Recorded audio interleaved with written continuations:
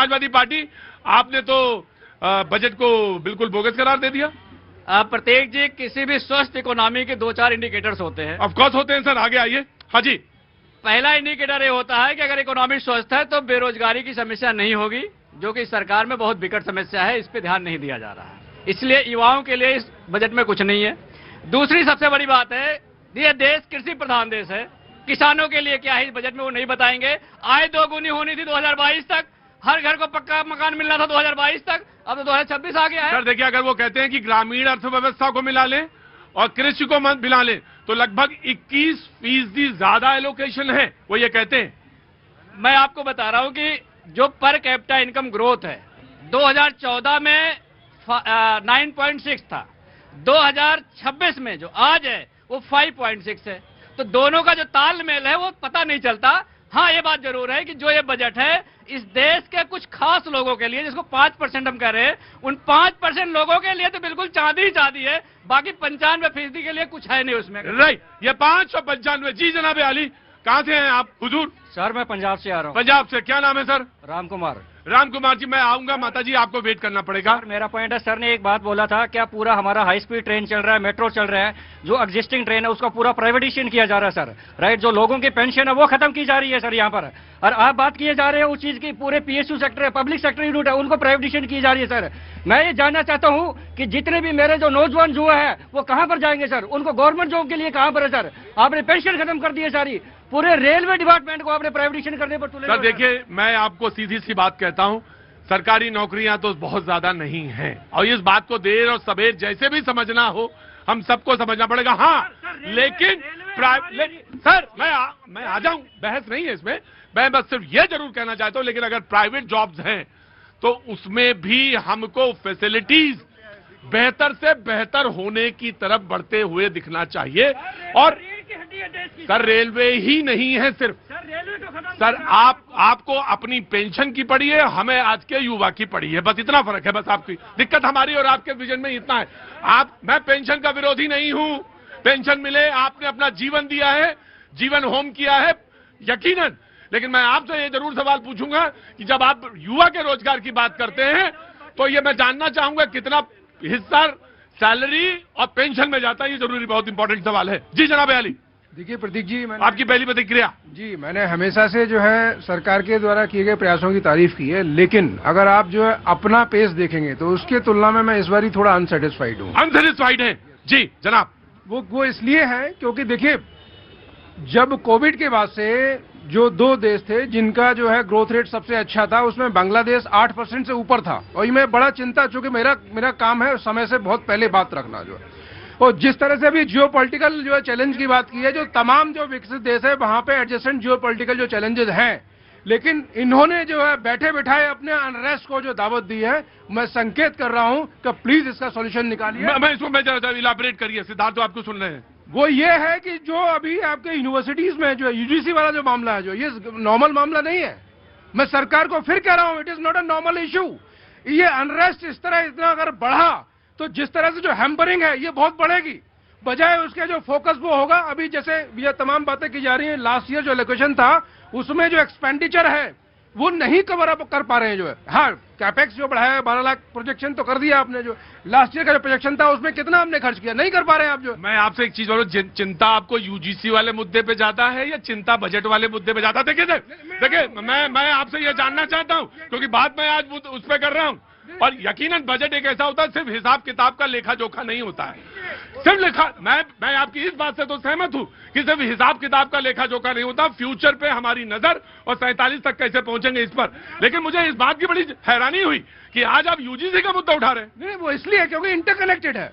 UGC में जो aspirants हैं, जो लोग हैं, मतलब हायर एजुकेशन के बाद इमीडिएटली एम्प्लॉयमेंट का पार्ट बनने वाले हैं जो है, और आप में तो सारे लोग हैं सर। वही कह रहा हूँ ना, तो फिर इक्वलिटी आपको मेंटेन करनी चाहिए। राइट, वो तो मैं कॉन्स्टिट्यूशन की तरफ से वो चीजें हैं, और उस पर उन्होंने सरकार ने क्लैरिफिकेशन दिया। Siddharth want to say, if you want to say something. जहां तक इन्होंने कैपिटल एक्सपेंडिचर की बात की, मुझे लगता है सरकार लगातार सिर्फ एक साल था जब 50,000 करोड़ सरकार कम खर्च कर पाई थी, और चूंकि कैपिटल एक्सपेंडिचर के जो प्रोजेक्ट्स होते हैं वो बड़े प्रोजेक्ट्स होते हैं। आप पुल का निर्माण करते हैं, आप एयरपोर्ट का निर्माण करते हैं, आप जो है जैसे सी पोर्ट्स बना रहे हैं, तो उसमें कई बार प्रोजेक्ट्स नहीं अवेलेबल होते हैं, तो छोटा मोटा खर्चा रह जाता है। लेकिन आप 4-5 साल से लगातार देखेंगे तो सरकार चुनौतियों के बीच में, इस साल जिस तरह की चुनौतियां हैं, मुझे लगता है बहुत ही रियलिस्टिक बजट है। अगर चाहती, निर्मला जी ने आज अपने प्रेस कॉन्फ्रेंस में भी कहा कि मैं शायद 4% भी फिस्कल डेफिसिट दिखा देती, लेकिन क्या वो रियलिस्टिक था? नहीं था। और एक और बात मैं बोलना चाहूंगा कि आप इस बात को भी अप्रिशिएट करिए कि आज हिंदुस्तान अकेला देश है जो दुनिया में अमेरिकन टैरिफ के अगेंस्ट खड़ा हुआ है। आपने अपने जो खुद के हित हैं, चाहे वो एग्रीकल्चर हो, चाहे आपके जो लेबर इंटेंसिव सेक्टर्स हो, टेक्सटाइल हो, लेदर हो, जेम्स ज्वेलरी हो, वहां पे आपने किसी तरह का कॉम्प्रोमाइज नहीं किया है। तो मुझे लगता है हमें ये टाइम है कि सरकार के साथ खड़ा होना चाहिए। और सरकार ने ईज ऑफ डूइंग बिजनेस, जो भी मैन्युफैक्चरिंग पे जो पुश कर रहा है सरकार, अल्टीमेटली इंफ्रास्ट्रक्चर, ये सब एम्प्लॉयमेंट जनरेट करेगा। अगर राइट, कुछ आप कह रहे थे? देखिए, मैं ये कह रहा हूं कि इन्होंने मेरी बात पकड़ ली। अगर मैं डेटा कर दूं तो मेरे ख्याल से जो 90% से ज्यादा जो एलोकेशन के जो लास्ट ईयर के थे ना, उसमें जो है 20% को भी क्रॉस नहीं किया। जो कहे तो मैं खोल दूंगा।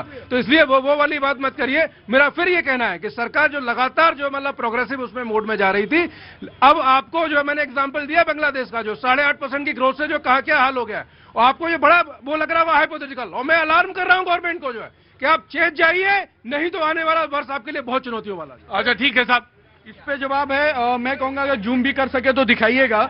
जो इन्होंने बात कही, पहले तो एक्सपेंडिचर अमाउंट जो है वो सरकार के प्रावधान से खर्च हुआ। कुछ जो पेंडिंग जो स्टेट को डाइवर्ट होते हैं, मैं बता दूं, स्टेट को जो डाइवर्ट होते हैं, उन्होंने रिवाइज्ड रिपोर्ट नहीं भेजा कि आपको जो एलोकेशन हुए वो आपने कितना खर्च करा और कितना कहां खर्च करा। या तो खर्च नहीं करा तो उसका जवाब नहीं दिया, इसलिए यहां से सेंशन नहीं हुआ। तो ये टेक्निकल विषय है जिसको समझने की आवश्यकता है। और दूसरी बात मैं कहता हूं, इस बजट का एक इंपॉर्टेंट पहलू भैया जी हमें यह देखना होगा, हर जिले में महिलाओं के लिए गर्ल्स हॉस्टल की बात अगर कर रहे हैं, तो आज किसान की बात हमारे यादव जी ने कही और हमारे समाजवादी पार्टी के प्रवक्ता ने कही कि किसान के लिए क्या कर रहे हैं। किसान पहले इन लोगों को मजबूर दिखते थे, अब हम उन्हें नेशन बिल्डर क्यों लेकर। राइट जी जनाब, कहां से आना हुआ आपका? सर मैं सीए हूं, सूरत से हूं। चार्टर्ड अकाउंटेंट हैं, सूरत से हैं, गुजरात से आते हैं जी।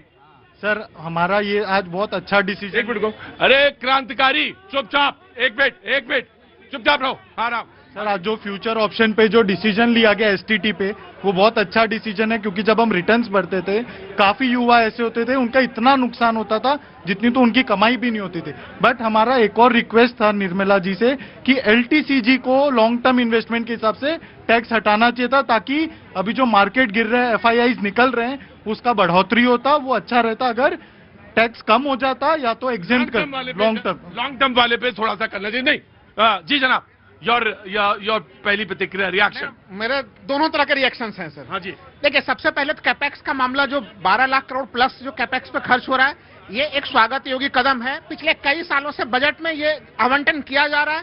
तो देखिए, कैपेक्स आपको डालना ही पड़ेगा। एक और चीज जो अब तक चर्चा में नहीं आया है, 798 जिलों में एक गर्ल्स हॉस्टल बनाया जाएगा जिसमें साइंस। जब मैं आपसे बात करता हूं, तुम जब आप कैपेक्स की बात करते तो बुनियादी बात है, बुनियादी सेक्टर की बात है, तो लोगों को समझ में आए, उसको क्लियर कर दिया करिए। क्लियर कर देता हूं कि भाई एक है कि पेंशन वेतन वाला खर्च होता है, और एक है जो पूंजीगत व्यय, जिससे कि संपत्ति सृजन होना है, देश के पूंजी का निर्माण होना है, उससे संबंधित। एक होता है जैसे पेंशन में और आपकी तनख्वाह में, ये सारा हिस्सा जाता है, और एक वो होता है जहां पे आप इन्वेस्टमेंट कर रहे हैं जिससे रोजगार भी डेवलप होता है। बिल्कुल उस जगह पर। दूसरा चीज मैं कह रहा हूं, तो जिसके ऊपर ध्यान अभी भारतीय जनता पार्टी के प्रवक्ता ने भी नहीं बोला, मैं कहूंगा कि वो बहुत शानदार चीज है।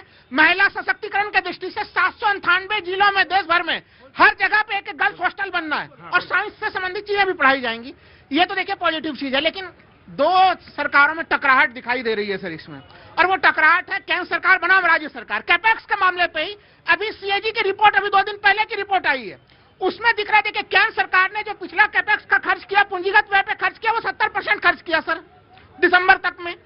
लेकिन राज्य सरकारें 45% खर्च कर पा रही हैं, केवल और केवल 45। और जो बड़े राज्य हैं, भारतीय जनता पार्टी के डबल इंजन वाले जो बड़े राज्य हैं, वहां पे वो संख्या आपको और भी कम दिखेगी। तो हमें लग रहा है कि जब केंद्र सरकार खर्च करे, राज्य सरकार खर्च ना करे, उस मामले पर इनको ध्यान देना पड़ेगा। और निजी सेक्टर, देखिए आप सारा विकास 8.2% का ग्रोथ रेट। मैं निजी सेक्टर पे आता हूँ, एक मिनट छोटी सी प्रतिक्रिया जी। हाँ बेटा बोलो जी। जनाब कहाँ से आना हुआ? I am from Bombay. Mumbai से हैं, मुंबई से हैं। क्या नाम है सर आपका?